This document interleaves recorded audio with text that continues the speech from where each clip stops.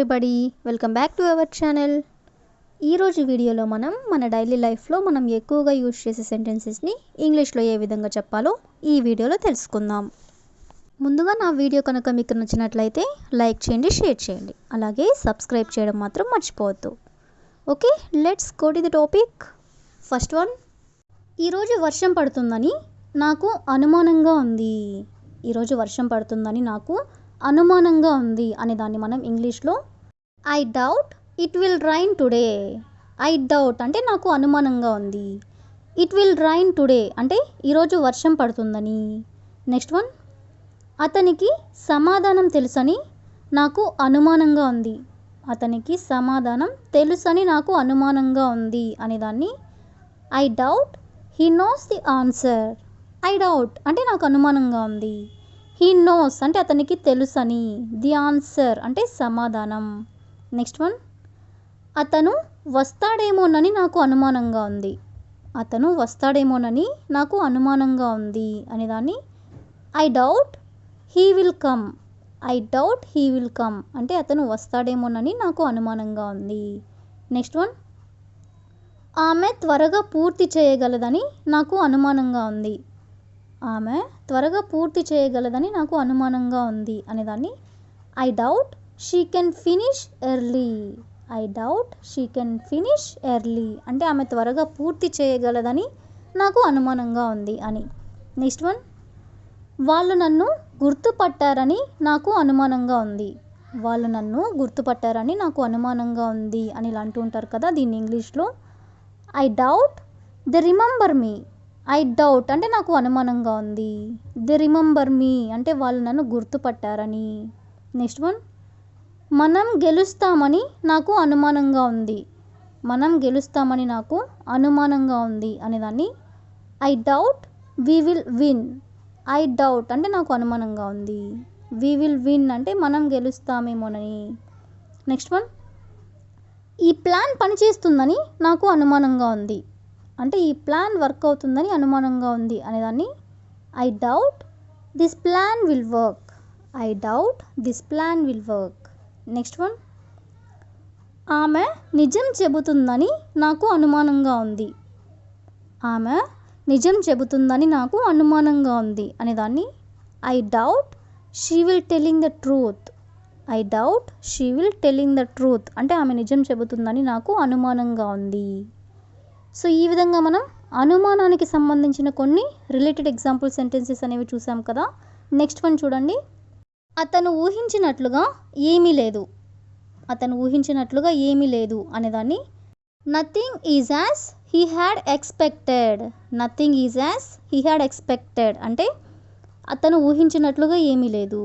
Next one, నేను ఆశించినట్లుగా ఏమీ లేదు అనేదాన్ని nothing is as I had hoped.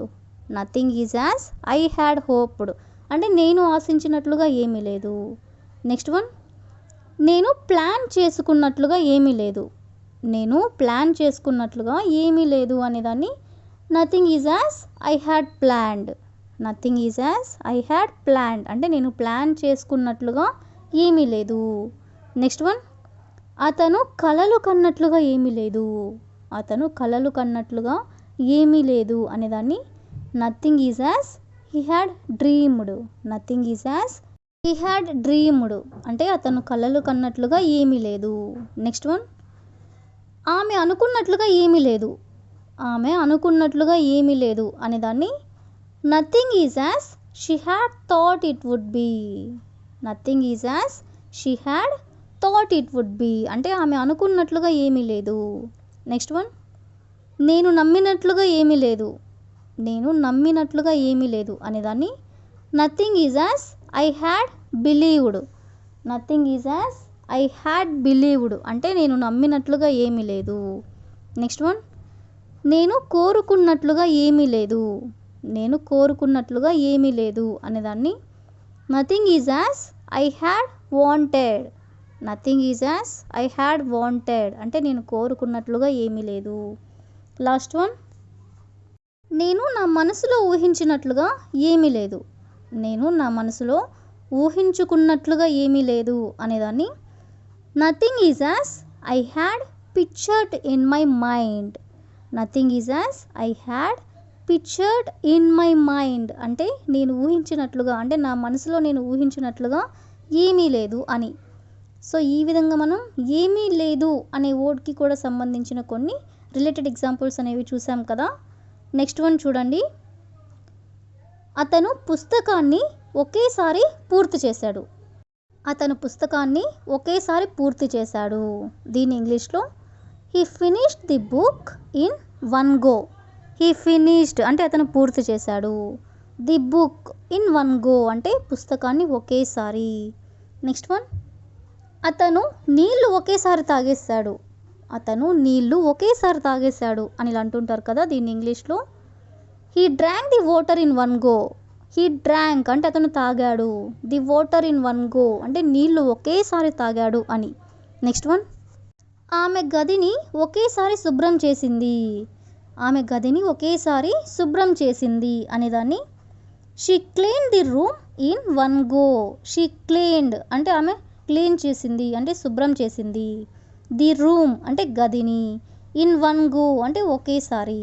Next one, వాళ్ళు పరీక్షను ఒకేసారి పూర్తి చేశారు.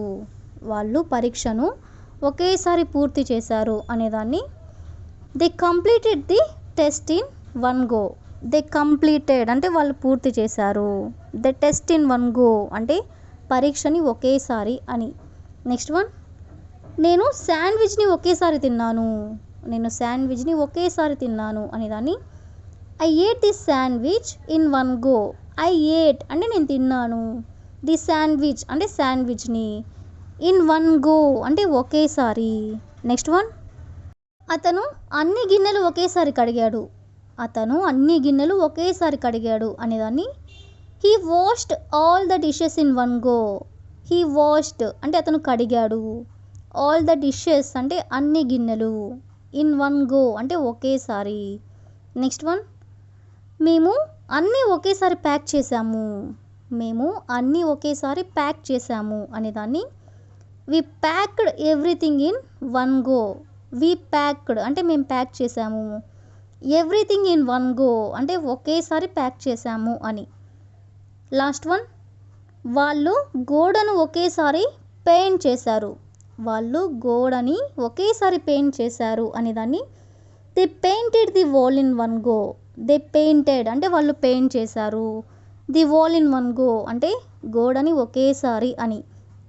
సో ఈ విధంగా మనం ఒకేసారి అనే వర్డ్కి కూడా సంబంధించిన కొన్ని రిలేటెడ్ ఎగ్జాంపుల్స్ అనేవి చూసాం కదా. So that's all for today. So video కనుక నచ్చినట్లయితే లైక్ చేయండి, షేర్ చేయండి, అలాగే సబ్స్క్రైబ్ చేయడం మాత్రం మర్చిపోవద్దు. Thank you for watching.